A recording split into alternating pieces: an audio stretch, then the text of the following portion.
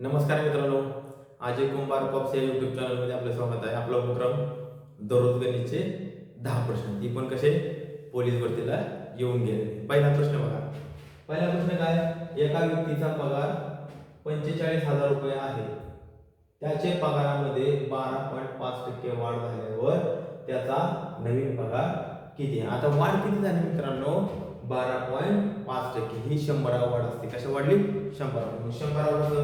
100वर 112.5% वाढ झाली. त्याचा मूळचा पगार होता 45,000. किती होता? 45,000. तर त्याचा पगार निघणार आहे, वाढून पगार मिळणार आहे 45,000 गुणिले 112.5 भागिले 100. आता भागाकार सोपा आहे. पॉईंट कट करण्यासाठी खाली एक शून्य वाढवा. पॉईंट समान झाले. या 3 शून्याला 3 शून्य कट झाले. मग काय होणार आहे? 1 1 2 5 गुणिले 45.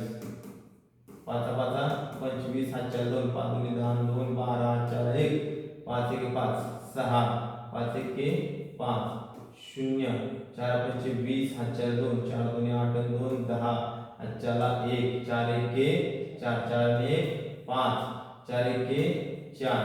त्यानंतर बेरीज करा. 5 2 6 10 हातचा 1 50,625. ऑप्शन मध्ये दिसते कुठं? नाही. तर ह्याचं उत्तर 100% यापैकी नाही इथं दिलेलं आहे. पण आपलं उत्तर काय आले? 50,625. आता पुढील प्रश्न.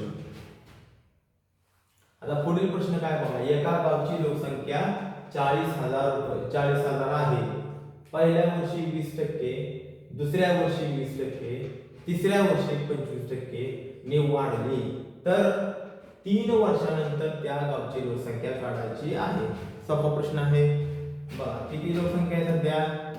40,000 लोकसंख्या आहे. 40,000 गुणिले आता किती वाढली पडते? 120. 100वर 20% वाढ झाली भागिले 100. परत काय झाले? 20% वाढ झाली. 120 भागिले 100. परत किती वाढ झाली? 25%. 125 भागिले 100. बरोबर आहे. ही 100 वाढ झाली.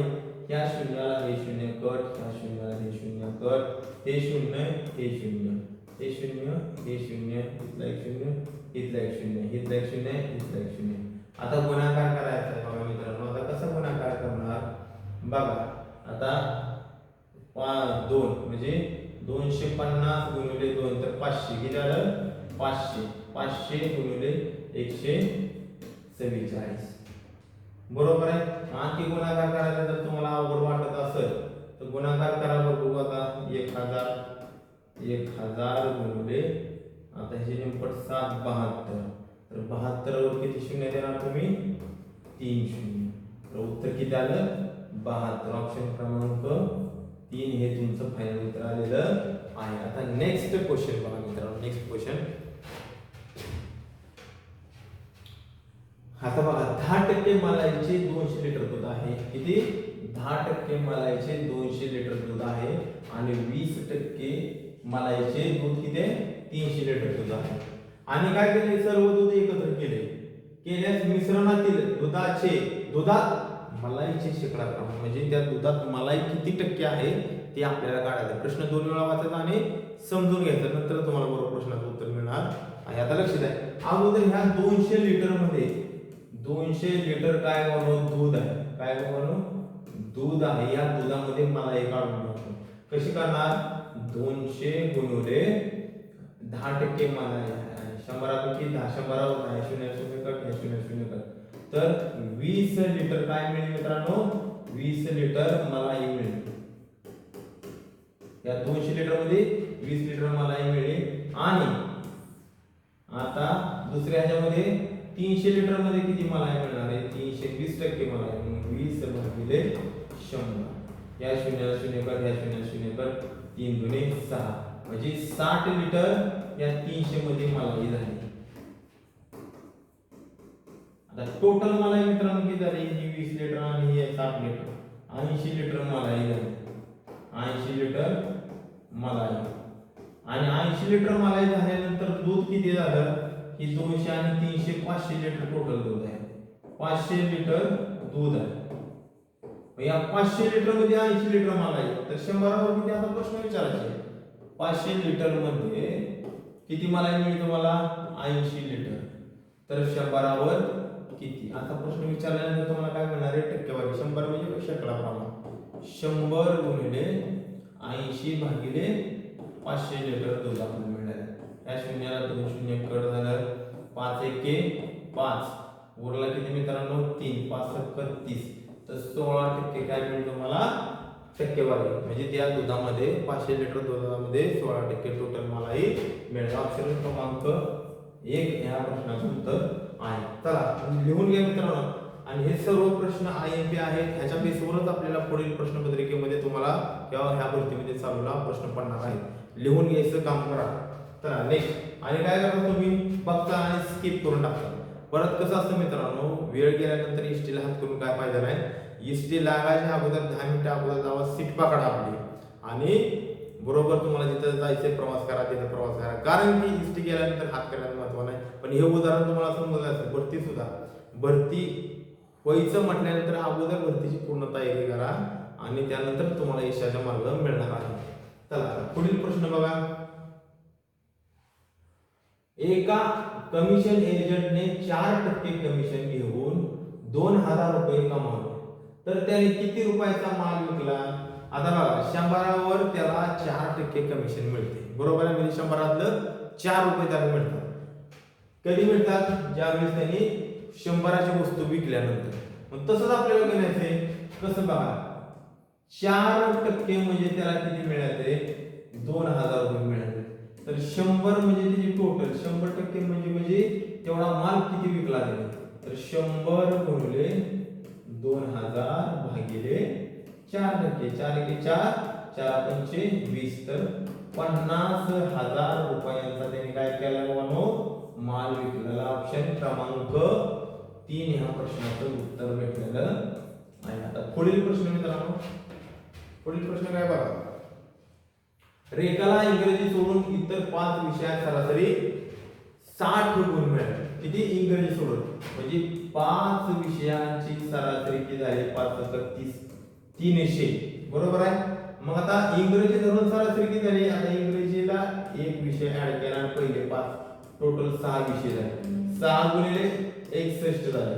आता गुणाकार करा 6 एके 6 6 6 36. या दोघांची वजाबाकी करा. वजाबाकी आली 66. तर त्या इंग्रजी विषयामध्ये त्याला 66 गुण मिळालेले आहेत. ऑप्शन क्रमांक 3 या प्रश्नाचं उत्तर आलेलं आहे. आता पुढील प्रश्न मित्रांनो. आता पुढील प्रश्न काय 200 पानाच्या पुस्तकावर पान क्रमांक घालण्यासाठी संख्यातील प्रत्येक अंकाला 1 याप्रमाणे मुद्रकाला किती खेळे जोडावे लागतील. हा झाला त्यांच्या परीक्षेच्या दृष्टिकोनातून विचारायचा अगोदरचा प्रश्न आहे. बघा 100 पानासाठी 192 खेळे लागतात. ही फिक्सच आहे. 100 पानासाठी किती 192 खेळे लागतात. तर आता बघा बाकीचे आता किती टोटल खेळ आहेत 200 पाने 200 वजा 100. तर किती पाने शिल्लक राहिली 100 पाने शिल्लक राहिली. 100 पाने शिल्लक. आता बघा शिल्लक राहिले. बरोबर आहे. आता 100च्या पुढील सगळ्या संख्या 3 अंकी असतात म्हणल्यावर पाने किती शिल्लक राहिले 100 गुणिले 3 अंकी संख्या बरोबर 300. बरोबर आहे. आणि 300 खेळे लागले 100 पाण्यासाठी. 100च्या पुढच्या आणि पहिल्या 100 साठी 192. तर टोटल किती झाले मित्रांनो 492. ह्या प्रश्नाचं उत्तर आहे ऑप्शन क्रमांक 4. चला पुढील प्रश्न काय 360 मीटर लांब रेल्वे 45 किलोमीटर प्रति तास वेगाने धावत आहे. ती किती वेळाने 140 मीटर लांब पूल पार करेल. रेल्वेचा प्रश्न आहे. आता बघा अंतरांची बेरीज करा. अंतरांची बेरीज म्हणजे काय 360 अधिक 140 टोटल अंतर किती झालं. ही काय म्हणू रेल्वे आहे. रेल्वेची लांबी आहे आणि पुलाची लांबी दोघांची बेरीज करा. ही काय पूल या दोघांची काय असते बेरीज असते. बेरीज किती आली 0 10 चला एक 4 ने 500 मग अंतर किती झालं अंतर मिळालं हे 500 मीटर अंतर मध्ये मीटर मध्ये लांबी दिली हे अंतर लांबी म्हणजे अंतर आता आपलं सूत्र काय आता 45 किलोमीटर प्रति तास वेगाने गती किती 45 किलोमीटर म्हणजे 45 किलोमीटरचं मीटर मध्ये रूपांतर केल्यानंतर 45,000 भागिले 3600 बरोबर अंतर वर मांडा अंतर किती भेटले आपल्याला 500 आणि काय काढायचं आपल्याला वेळच्या ठिकाणी वेळ मांडा तिरकस गुणाकार करा 3600 गुणिले 500 भागिले इकडे वेळ भेटणार आहे बरोबर आणि भागिले 45,000 या दोन शून्याला हे दोन शून्य कट या शून्याला शून्य कट 5 एके 5 5 नव्वे 45 9 एके 9 9 चौक 36 आणि हे शून्य तर 40 सेकंद वेळ लागणार आहे किती वेळ लागणार आहे 40 सेकंद ऑप्शन क्रमांक 1 ह्या प्रश्नाचं उत्तर आहे पुढील प्रश्न आता पुढील प्रश्न बघा आता काय दिलेला आहे लक्ष द्या 27 चा 4/3 म्हणजे आता 27 तुम्ही घनमूळ किती येणार आहे 3 मग आता शिल्लक करायला 3 चा चौथा मग 3 चा चौथा किती आला 3 चा चौथा म्हणजे 3 चा 3 वेळा 4 वेळा गुणाकार 3 चा 4 वेळा गुणाकार 3 दुने 6 3 3 9 9 3 27 27 3 81 तर ऑप्शन क्रमांक 2 याचं उत्तर आहे चला आता पुढील प्रश्न एका आयताची लांबी ही रुंदीच्या 2.5 पट असून त्याची परिमिती 98 सेमी आहे तर त्या आयताचे क्षेत्रफळ काढा हा बेरीजचा प्रश्न आहे मित्रांनो आता आयत म्हणजे काय रे आयताच्या समोरील बाजू समान असतात समान लांबीच्या एक लांबी जास्त असते रुंदी कमी असते ही आहे लांबी आता काय म्हणतो हा झाला आयताचं सूत्र काय लांबी गुणिले रुंदी ही आयताच्या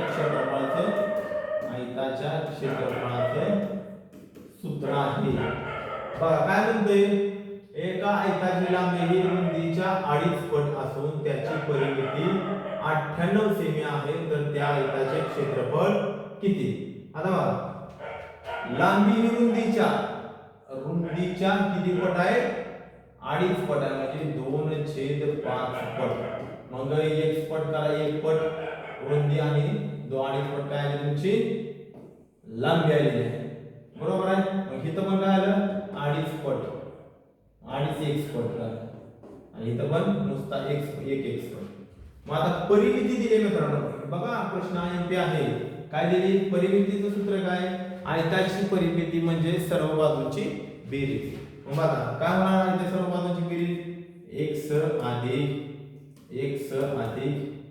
2.5 x अधिक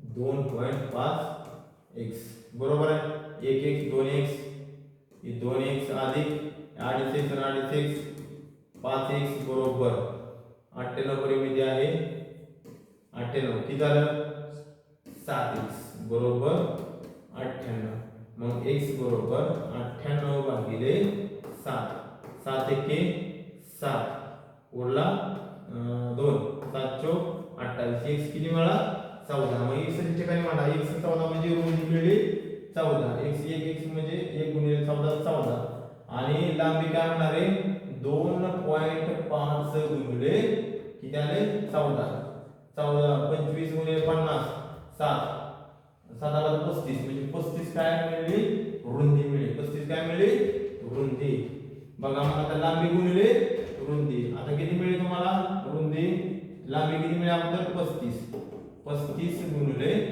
14 बघा गुणाकार करा किती येते बघा 35 70 गुणिले 7 म्हणजे 70 गुणिले 7 7 49 490 आता बघा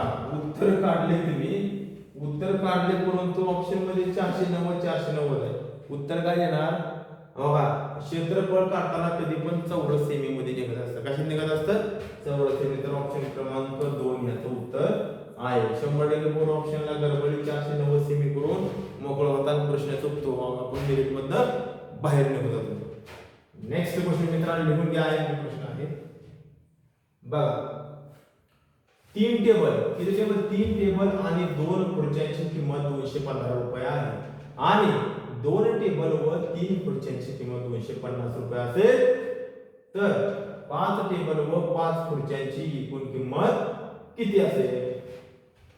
लक्ष द्या, तीन टेबल आणि दोन खुर्च्या